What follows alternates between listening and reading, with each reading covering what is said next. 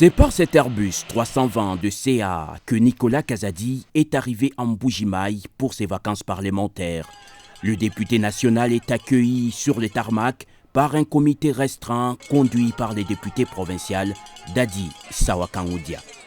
Accompagné de son épouse, l'ancien ministre des Finances prend tout son temps pour serrer les mains, entre autres, des chefs coutumiers et d'autres sympathisants venus à sa rencontre. Une marche à pied lui est imposée jusqu'à la sortie de l'aéroport de Mbuji-Mayi.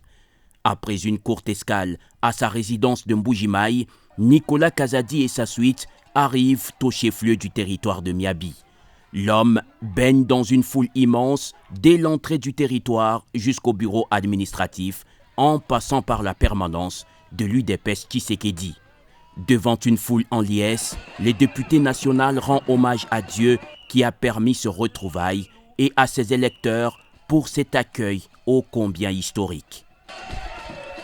Victime des accusations infondées de détournement, le ministre honoraire des Finances continue d'éclamer son innocence, soulignant que ses détracteurs, à la solde de laboratoires obscurs et jaloux des nombreuses performances réalisées pendant ses 3 ans au ministère des Finances, l'ont impliqué dans des dossiers montés de toutes pièces.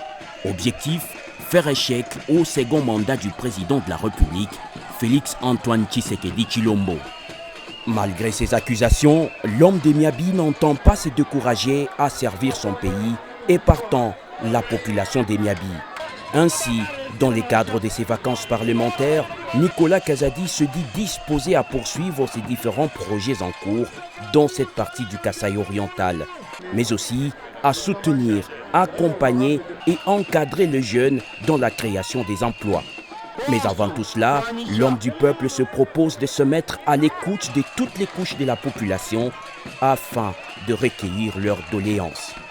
Nicolas Kazadi mettra aussi à profit ses vacances parlementaires pour s'enquérir du niveau d'avancement des différents projets dans ces coins de la République.